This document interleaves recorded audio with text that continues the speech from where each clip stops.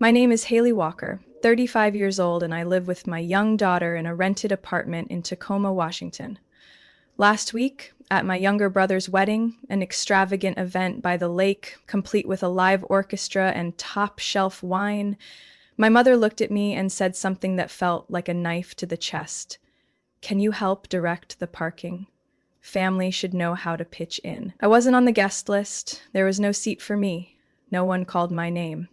But while I was holding a sign in the parking lot, a man approached, shook my hand, and said, "Thank you for choosing our venue, President Walker." In that moment, I wanted to ask, President of what?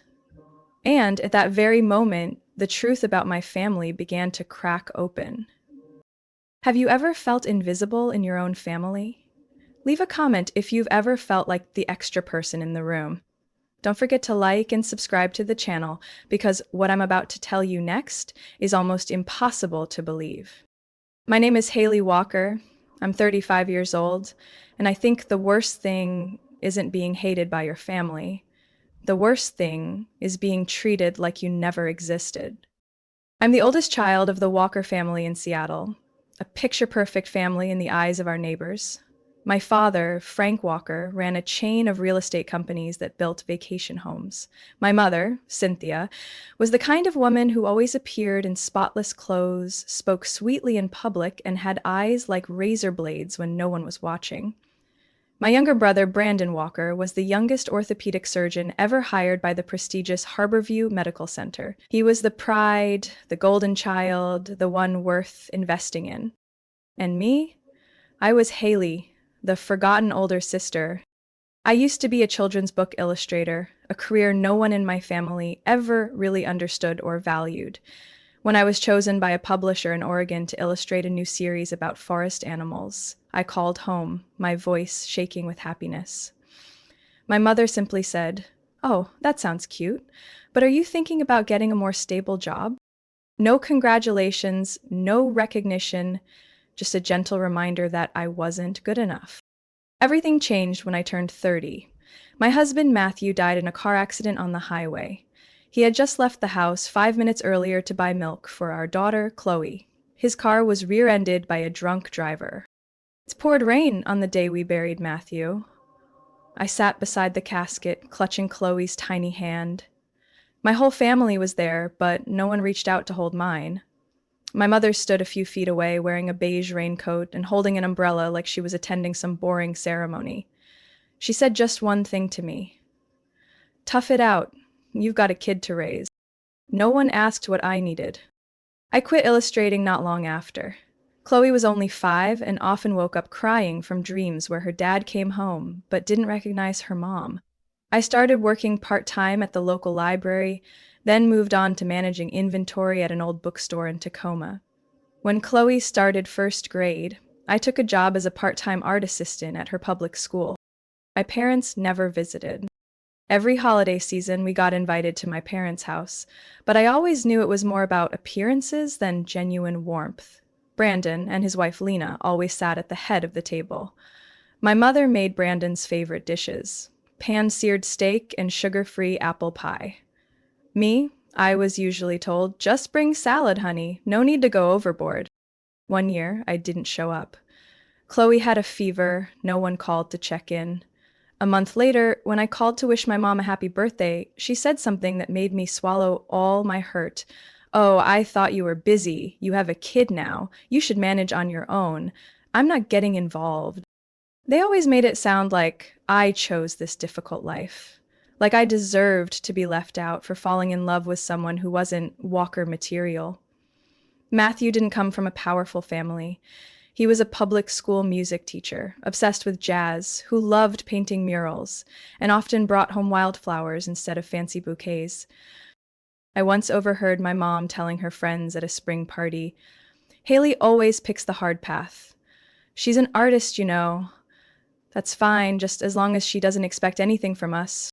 They never asked me what I needed because they'd already decided I had nothing worth offering. Brandon was different. He was the family gem. When he got into med school, my parents threw a party at the Marriott. When he graduated, the whole family flew to New York to celebrate.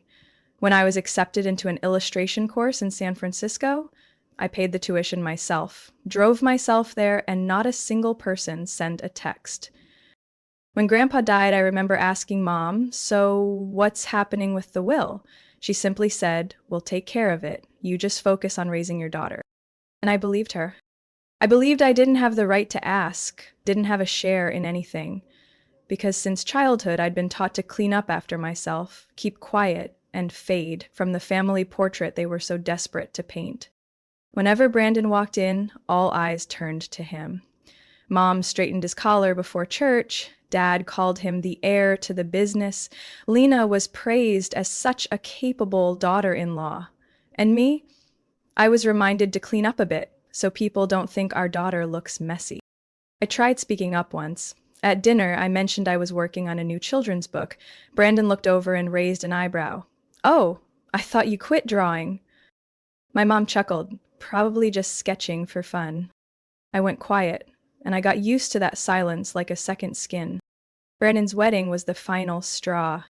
Not because I was asked to guide traffic, not because I wasn't on the guest list, but because I realized I wasn't just being dismissed, I was being used. And that realization awakened something I thought I'd lost after 35 years. The right to know, the right to be angry, and the right to stand up. 2 days after the wedding, while sorting through Matthew's old boxes in the storage unit, I got a call from an unknown number. The voice on the other end was calm, clear, and slightly formal.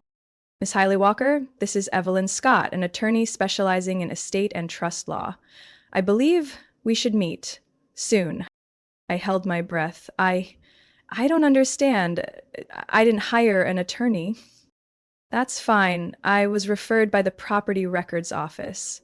Your name has appeared in a number of recent filings in King County. There are things I think you should hear in person.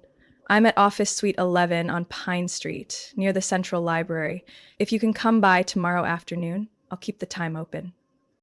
I hung up feeling like the floor had just tilted beneath me. That man's voice in the parking lot echoed again, "Thank you, President Walker." The next afternoon, I arrived at her office on time. The room had high ceilings, exposed brick walls, a dark wooden desk, and a tidy seriousness that made you sit straighter. Evelyn Scott was a woman in her 40s with neatly tied brown hair and a flawless gray suit. But her eyes had a quiet warmth, like someone who'd spoken to many people just beginning to grasp a truth they never expected. "Thank you for coming. I know this will be surprising, but I'd like you to read this first." Evelyn slid a thin folder across the desk toward me. On the cover was the simple logo with 3 letters, H.W. Trust Holdings, LLC. I opened the first page. My eyes scanned the numbers, dates, and signatures. My name, Haley M. Walker, appeared repeatedly in each section: co-owner, transaction approver, full executive authority. But I had never seen any of these documents before. I looked up, my voice catching. "What is this?" Evelyn nodded slightly, as if she'd expected that question. "This company was formed nearly 9 years ago, right after your grandfather passed away. According to legal records, H.W. Trust Holdings, LLC owns 5 properties in King County, including 2 rental units, a small office building, and 2 undeveloped lakefront parcels near Green Lake. The estimated total value right now is around $2 million. I shook my head slowly. I've never even heard of this name before, and I've never signed anything. Evelyn opened another stack of papers.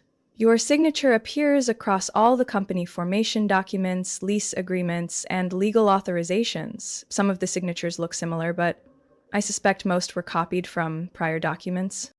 I held up one of the photocopies. The signature did resemble mine, but the strokes were cold, rigid, unnatural, like someone had tried to mimic it, tried to make it look right, but it lacked the breadth of a real writer's hand. "So this is forged." "Very likely. I can't say with 100% certainty until a handwriting expert is brought in, but what concerns me more is the money flow." Evelyn opened her laptop and scrolled to a detailed ledger of transactions. "Over the past 2 years, the account under HW Trust Holdings, has funded some major expenses, $43,200 to a wedding venue at Lake Crescent, over $80,000 in furniture for a luxury condo in Bellevue, and tuition payments totaling $96,000 for an MBA student named Lena Roberts. My heart stopped. Lena was Brandon's wife. Bellevue was where they had just bought a condo a year ago, and that wedding venue, that was the place I had stood in the parking lot with a sign. I looked at Evelyn, my eyes burning. So they used money from this company, in my name, to pay for all of that? She nodded. And possibly more. I haven't gained full access to all banking records yet, because the account is with a private bank and has two co-signers, Frank Walker and Brandon Walker. I could hear my heartbeat in my head, like a pounding on a door I had let stay closed for years.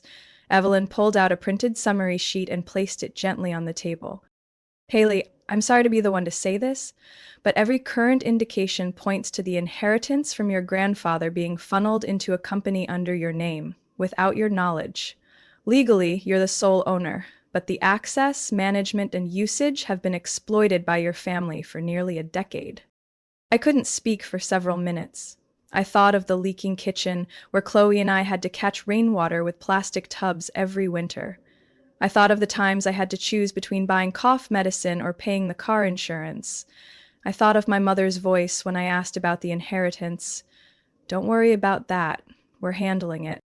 I clenched my fists. Is this illegal? I asked, trying to steady my voice. Yes. If you never signed these documents and were never informed or granted authority in writing, this could qualify as inheritance misuse, potentially fraud, forgery, embezzlement, and in some cases, tax evasion. If there's evidence of concealed income or improper transfers, I stared at the printed page on the table.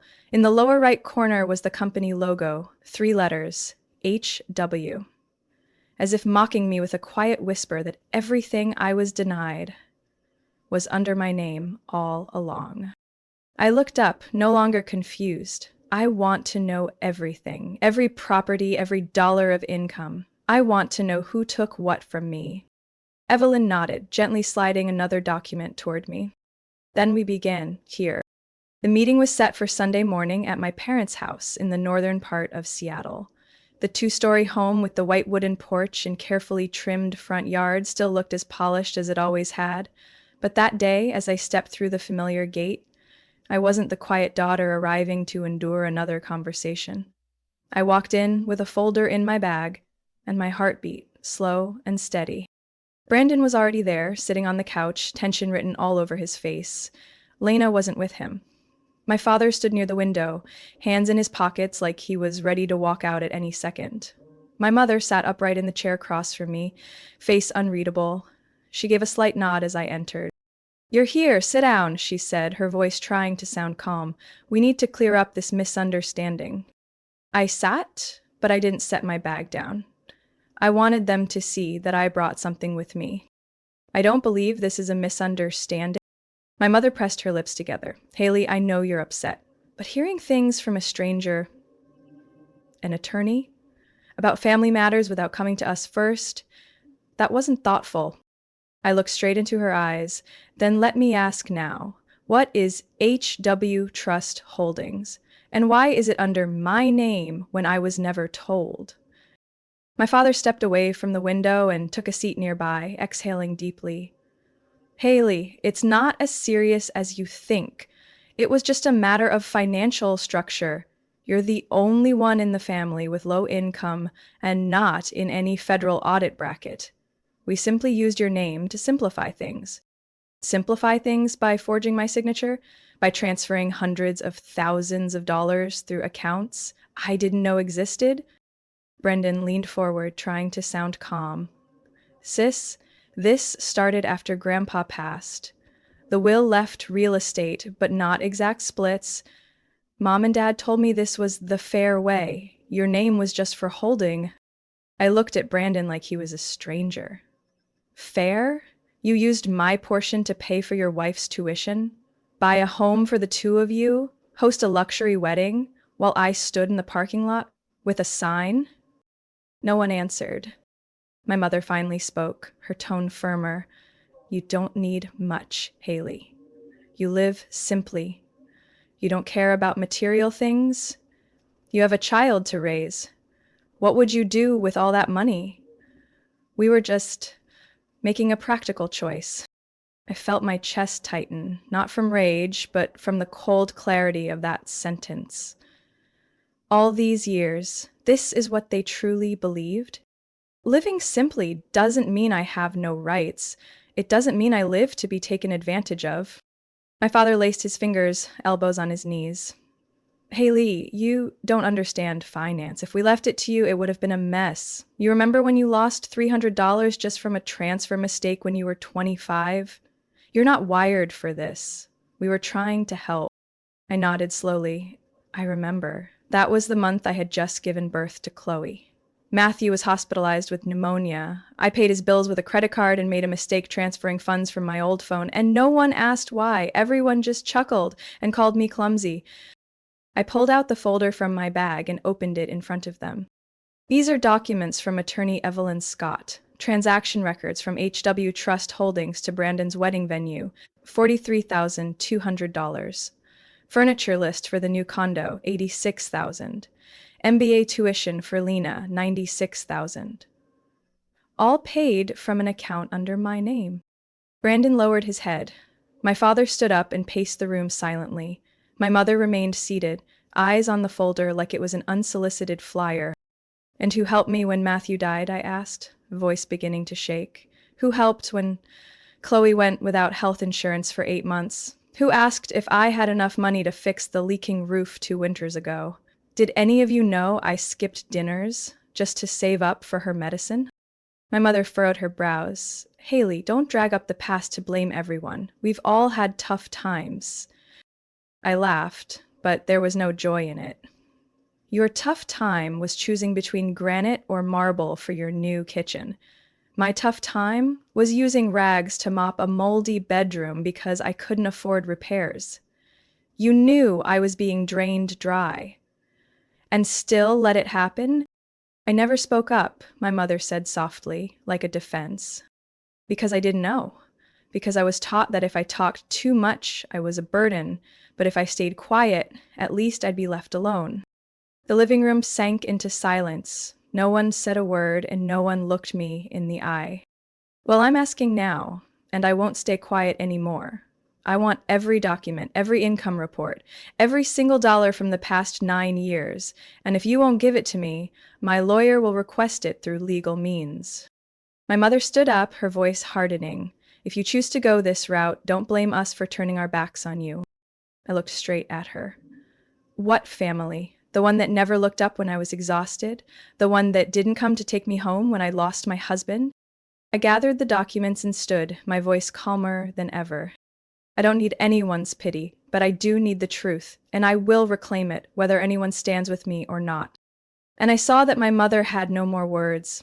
As for me, I walked out of that house no longer the small daughter they remembered. I was a woman ready to take back what never should have been stolen. 3 days after that confrontation, a pale yellow envelope with no sender appeared in my mailbox. No postage, no return address, only 3 italicized words in the bottom corner. Hailey Walker. I opened it, right there on the wooden porch, beneath the maple tree just beginning to turn red for fall. Inside was a stack of printed pages, a small USB stick wrapped in black electrical tape, and a sticky note with a simple message. You need to know this before it's too late. I brought it all inside, locked the door, pulled the curtains, and placed the papers on the kitchen table. My heart pounded as I read the bold title on the first page. Internal Correspondence, HW Trust Holdings, URG. Below was a series of emails printed with full timestamps, sender and recipient info. The first was from b.walker@harborviewortho.com to cynthia.w@walkerdevelopments.com. Subject, next month's loan interest. The message was short but cold. Mom, the interest from the third property in West Seattle is higher this month due to the adjusted rate. I talked to accounting, and if we pull from HW Trust, we have to label it inherited property maintenance. Haley won't suspect anything. Don't say anything yet. I'll update you if things change. Brandon. I gripped the edge of the paper and flipped to the next page. A reply from my mother, sent within 2 hours. Okay, I know. She still thinks the assets were split evenly. That makes things easier. Let Lena smooth things over if she asks about the withdrawal. Oh, and stop using company email. Print and destroy later. My throat was dry, my hands trembled as I turned the next page. A withdrawal summary from HW Trust Holdings, complete with dates, transaction codes, and withdrawal names. All under mine. Over the past 5 years, more than $920,000 had been withdrawn and labeled as inherited property renovation, tuition assistance, medical equipment purchases, and family investment. I had never seen a single one of those funds. I opened my laptop and inserted the USB. A folder popped up titled 1_audio plus 3_files. I clicked the audio file. It was my mother's voice, clear, untouched. Haley has no idea. Don't worry. She still thinks Grandpa left everything equally. Let her keep believing that. The less she asks, the better. As long as the papers are signed on the right date, I'll handle the rest. A pause, then Brandon's soft chuckle. What about the wedding expenses? If I pull more now? My mother interrupted. Then label it as investment expansion. If she asks now, we'll say, you didn't care back then, but now you want control. Easy. I sat frozen in front of the laptop, not out of shock, but because a part of me had always known, but without proof. It was just suspicion. The word of a disregarded daughter against a family built on the illusion of integrity. I called Evelyn immediately. She picked up after 2 rings. What's wrong, Haley? I just received an envelope. No sender. Inside were internal emails, a transaction summary from the company in my name, and a recording of my mother clearly saying I knew nothing and instructing continued withdrawals labeled as inherited investments. Evelyn was quiet for a few seconds. Can you send it to me right now? I forwarded all the files, including scanned documents. 15 minutes later, she called back. Haley, I've reviewed them. This is highly compelling evidence. If needed, we can get a court order to authenticate the audio source. But with this content, combined with the paper trail tied to your name, it's enough to press charges for breach of fiduciary duty, forgery, embezzlement, and potentially tax fraud. I closed my eyes, took a deep breath. Are you ready to go this far? Evelyn asked gently. I don't have a choice anymore. Her voice softened. Then I need you to brace yourself for the next steps. If we proceed, this won't just be a civil property dispute. This could jeopardize Brandon's medical license, your mother's business, and trigger federal tax investigations. I glanced around the small kitchen where Chloe and I had spent evenings doing homework, where Matthew once played jazz tunes on quiet Sundays. I thought about the years I had carried everything alone while they used my name to live better than I ever imagined. I'm not doing this for revenge, I said quietly. I'm doing this to reclaim myself. Evelyn's voice lowered. Then I'll stand with you.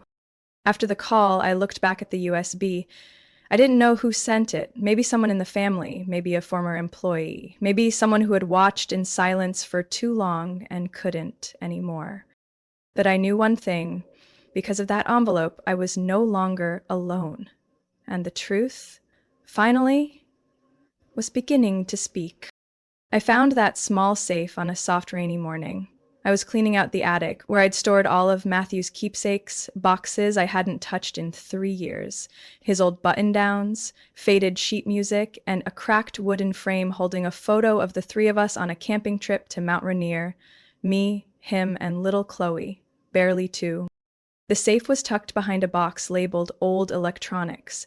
It wasn't large, about the size of a carry-on suitcase, black, heavy, coated in fine dust. I wiped it down, planning to ask Evelyn to open it at her office. But then I noticed the 4-digit lock, and a thought crossed my mind.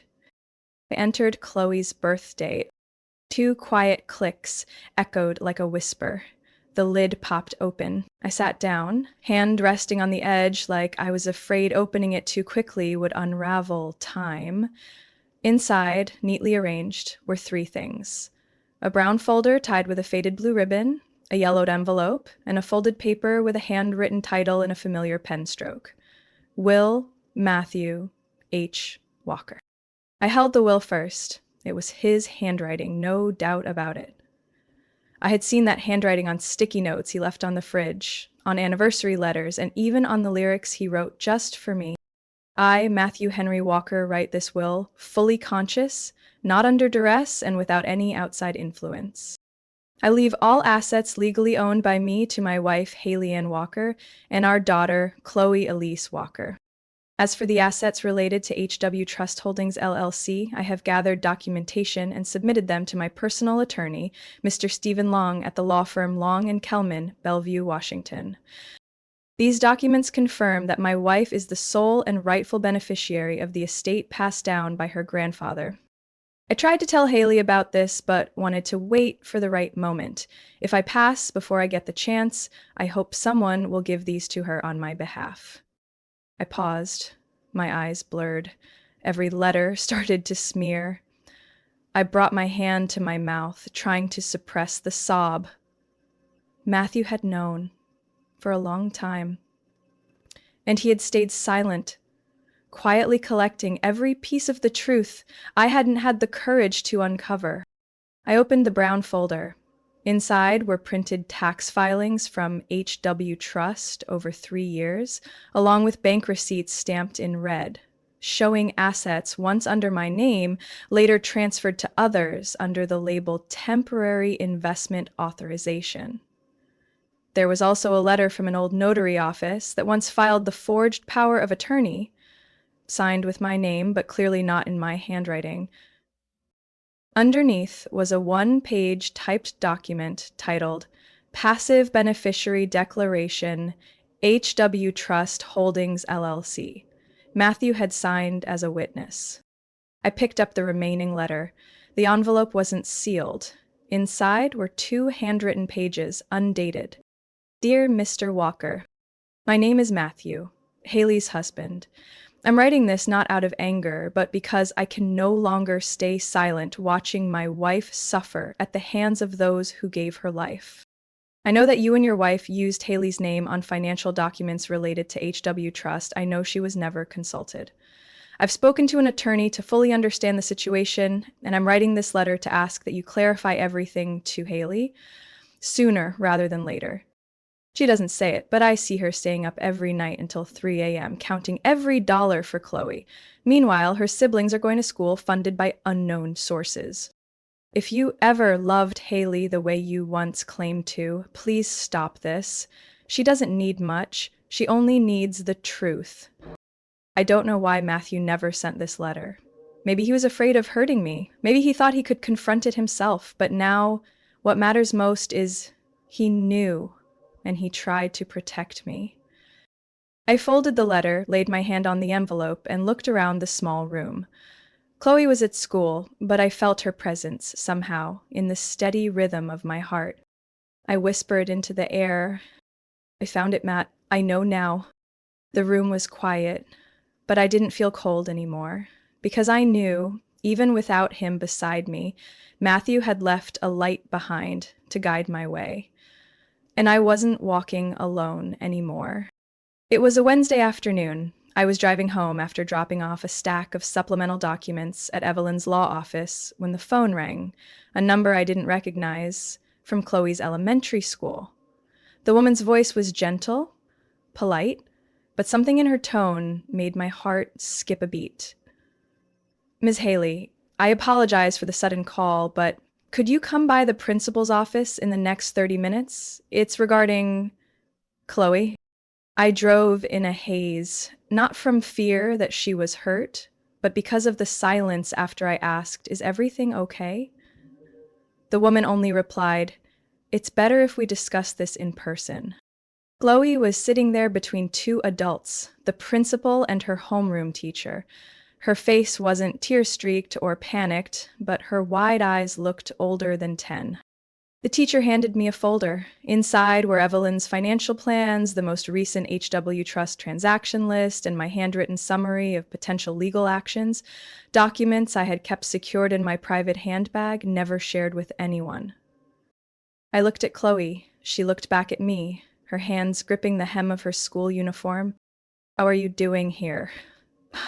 Chloe, why did you bring these to school?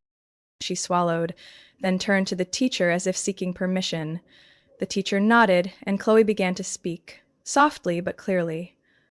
Yesterday, when I went upstairs to grab my coat, I heard Grandma on the phone with someone. She said, Mom is a burden, that Mom doesn't know anything, and they're rushing to fix the paperwork before an investigation starts. I felt a cold draft across my neck, even though the conference room was heated. Chloe continued, I didn't understand all of it, but I know you've been sad lately. You work really late, skip meals, and when you think I'm asleep, you cry. I saw you hugging that bag all night, like you were afraid someone might take it. Every word hit me like a silent blow to the chest. I just wanted to help. I thought, if you didn't know what to do, maybe the adults at school would. I remember you once said, if you see something wrong and stay silent, then you're part of the wrong too. I couldn't speak. My eyes stung. I reached over and gently squeezed her hand resting on the chair. The principal spoke, her voice slow and compassionate. Awesome. Now, Hilly, what concerns us isn't the paperwork. It's the fact that a 10-year-old child felt she had to take action to protect her mother. Chloe didn't do anything wrong. She's simply reflecting what we, the adults, should have noticed sooner. I lowered my head slightly. Shame washed over me. Not because of what Chloe had done, but because I had let her carry a weight that didn't belong to childhood. We ended the meeting early. On the way to the car, Chloe held my hand. She didn't ask questions, didn't apologize, didn't seem afraid of being scolded. As I buckled her seatbelt, she looked up and said softly, You once told me that courage means doing the right thing even when you're scared. I think now is your time to be brave. I turned to look at her. Her eyes shone, not with childish cheer, but with a truth that couldn't be denied. She had seen and understood too much. She knew what I was losing, and who was taking it. I pulled her into a hug, and for the first time in months, I didn't try to hold my tears back. That night, after Chloe had gone to bed, I sat alone at my desk, staring at the documents spread before me. Every piece of evidence I had. Every silence recorded. Every memory dug up from the past, and the unwavering eyes of a child who refused to let her mother be treated like a burden. I opened my laptop. My hands no longer trembled. There was no more doubt, no more hesitation, because I knew if a 10-year-old child could stand up bravely, then I, her mother, had no right to bow my head anymore. I can't even remember how many sips of water I took that night just to keep my mind sharp before hitting send on that final email to Evelyn. The civil lawsuit, prepared over 3 weeks, was officially filed with the King County Superior Court on Monday morning. Evelyn had made it clear. This was no longer a private family matter, but a serious case involving inheritance fraud, identity falsification, and organized tax evasion. She also requested a criminal investigation supported by financial records, anonymous letters, and an audio recording of my mother. 2 days later, I received a text from an unfamiliar number, but the name that popped up froze me in place. Haley, this is Rachel Levine. Are you okay? I read the case brief this morning. If you need someone to help tell this story right, I'm here. Rachel had been my close friend back in college. When I dropped out midway to have Chloe, she was the last person who sent me a handwritten note. I later learned she'd become an investigative journalist for one of Seattle's major newspapers, covering civil lawsuits involving financial abuse and family injustice. I wasn't surprised she knew my lawsuit had made it into the section on contested inheritance with fraud elements, which was public. But I didn't expect Rachel to reach out. Her voice on the phone still sounded just like it did back then. Low and steady, carrying a calm that made you feel heard. I read through the case file and had concerns about your mental health status, she said. There's a section in your mother's rebuttal claiming you're not legally competent due to ongoing emotional treatment. They attached a medical statement from a doctor. Name sounded familiar. I looked it up. His name is Kent Dobbins. I held my breath for a few seconds. I've never met anyone by that name. Not surprising, Rachel replied. Kent Dobbins doesn't practice publicly. He has a medical license in another state, but no treatment records for the past year.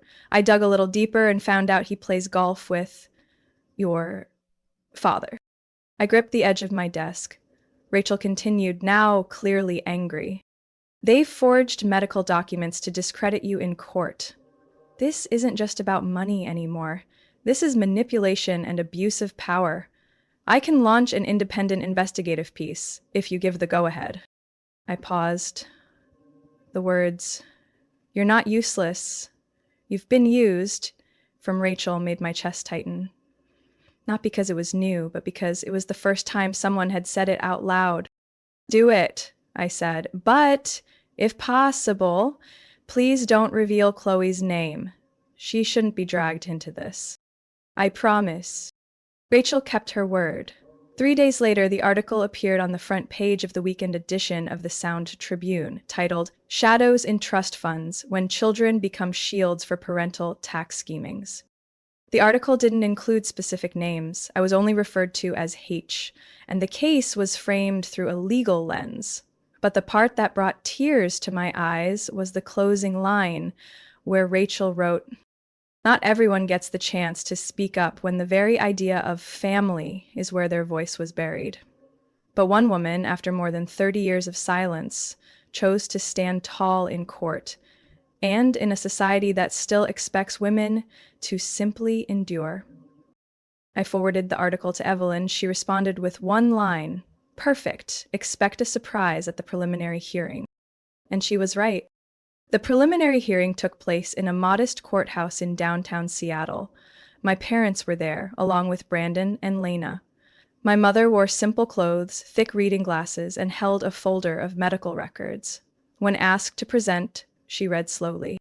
My daughter, Haley Walker, has shown signs of mental instability for many years. She had postpartum depression, and I have a certificate from Dr. Kent Dobbins proving she is unfit to manage high-value assets. Evelyn rose immediately after.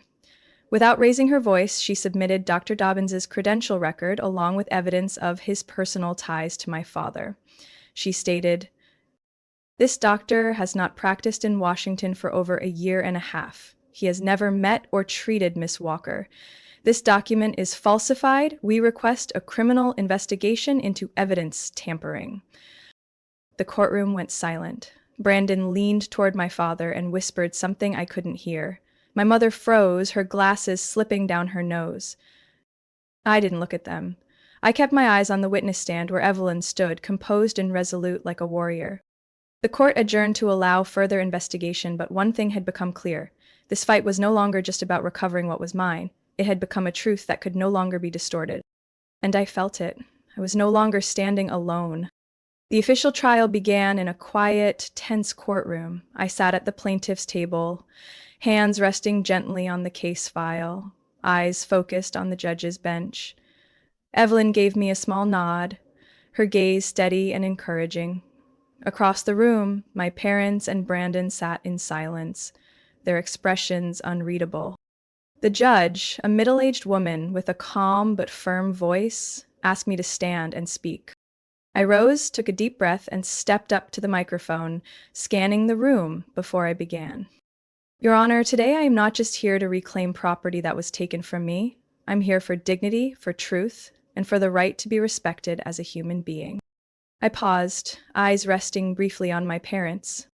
I once trusted my family without question. I believed that if I lived honestly, kindly, and quietly, I would be loved and protected. But what I received instead was years of exploitation and betrayal. The courtroom was so quiet you could hear every breath. The inheritance my grandfather left, meant to secure the future of me and my daughter, was taken piece by the very people who were supposed to protect it. They told each other I didn't need anything, that I lived simply, and they used my name to commit illegal acts. I turned a page in my file slowly. I used to think I was weak, but today I understand I wasn't weak. I just trusted the wrong people. My late husband Matthew once wrote in a letter, "If they can't see your worth, don't let them define it." My voice quivered slightly at the mention of Matthew, who had always shielded me quietly from the shadows. They tried to define me as incompetent, naive, and helpless. But today I reject that definition. I am not helpless. I am not useless. I'm just someone who believed too much in family and forgot to believe in myself. I looked straight into my mother's eyes. I don't want love with conditions. I want respect through truth. This estate is not just my personal right. It's the legal right of my daughter, Chloe, who has already endured too much because of the actions of this family. I paused for a few seconds, took a deeper breath, and continued with firmer conviction. For years, I lived with guilt and fear, thinking I was a burden, like they said behind my back. But not anymore. I'm not the one at fault, and I refuse to be anyone's victim, ever again. My eyes stopped on my parents' faces, pale now, stunned.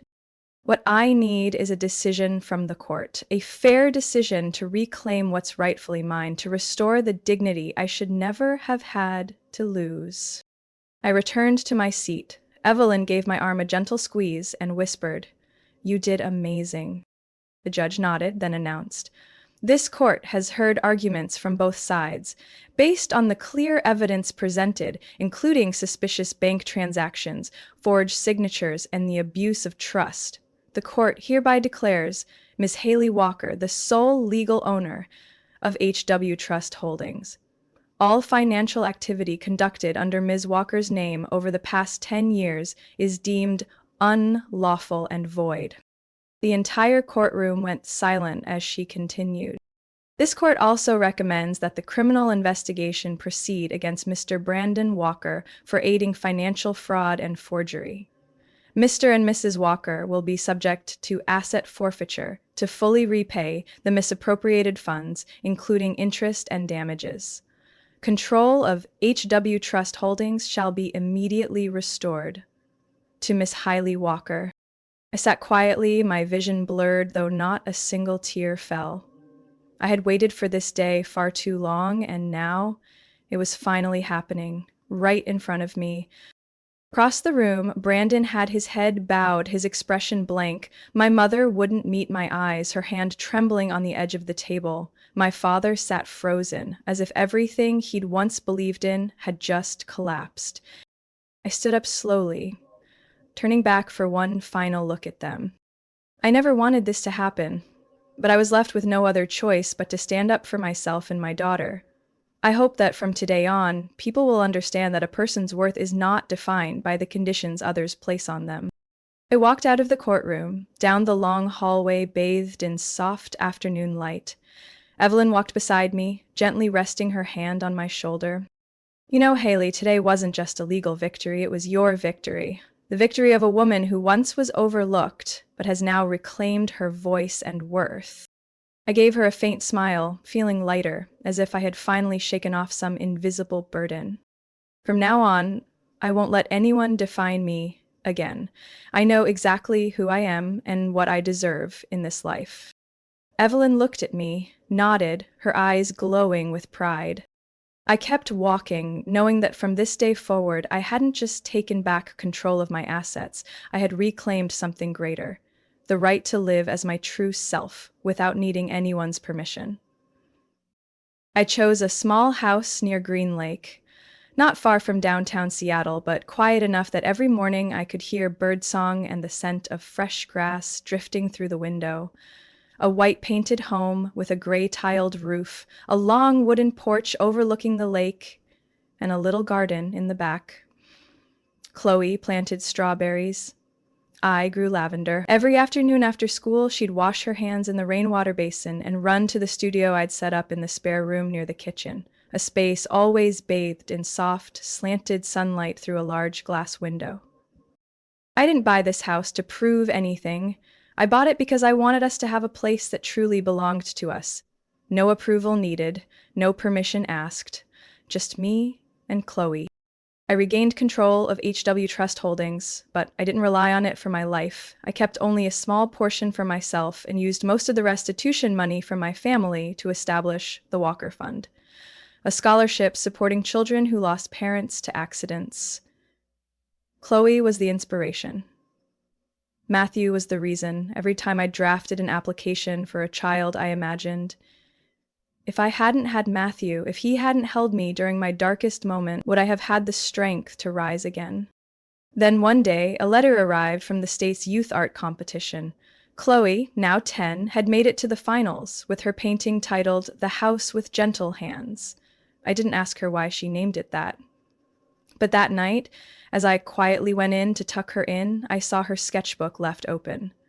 One page showed a woman sitting at a wooden table, holding a chipped glass of milk under soft yellow light. And I knew that was me. On the awards day, I wore the cream-colored dress Matthew once chose for me. Chloe wore the blue dress she picked herself, embroidered with shimmering teardrops around the collar. The auditorium was full. When Chloe's name was called, she walked up to the stage, hands trembling as she clutched her speech paper. But she didn't read it.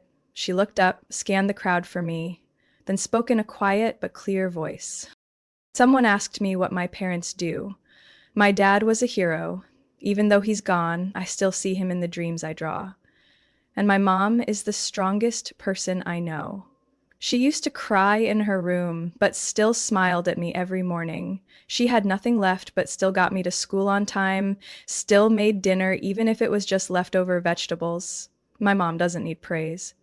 But I want to say, I'm proud to be her daughter, and I want to draw the whole world for her.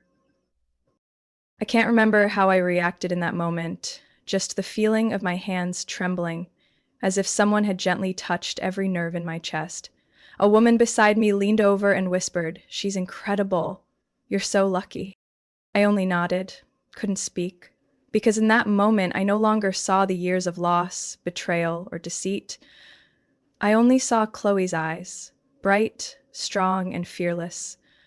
Eyes that seemed to say, "You're not alone, Mom." After the ceremony, we walked home. Chloe hugged her award to her chest and whispered, "I'm going to put it on the shelf next to your lavender." I asked softly, "Do you feel sad that we don't have grandparents or aunts and uncles around anymore?" She shook her head. "Mom, you once said families where we get to be ourselves without being judged, right? Then I think we still have a family. It's just a small one." I leaned down and kissed the top of her head. Sunshine, paper, and a faint scent of lavender. I don't need a blood family if all they do is take. I just need someone who won't abandon me. And now I have that. A little house, a green garden, a studio filled with unfinished sketches, and a little girl who carries all the courage I once lost. What would you do if one day you realized the people who hurt you most deeply were your own flesh and blood, while the greatest protection came from someone who's no longer here? If it were you, would you dare to stand up and claim what's rightfully yours? Not for money, but for dignity, truth, and a clean future for your child? I'm not telling this story to complain. I'm telling it as a reminder to myself and to anyone who's been where I was, that no one gets to define your worth except you. Real love is never about control, and real family is never the place that forces you to suffer just to be accepted. If you've gone through something similar, or if today's story touched something in you, leave a comment below. I'm always listening. And if you believe that small, heartfelt stories about family, courage, and healing can shift the way we see life, follow this channel, because the next stories will continue to be real glimpses into life itself, where sometimes it's loss that opens the door to freedom.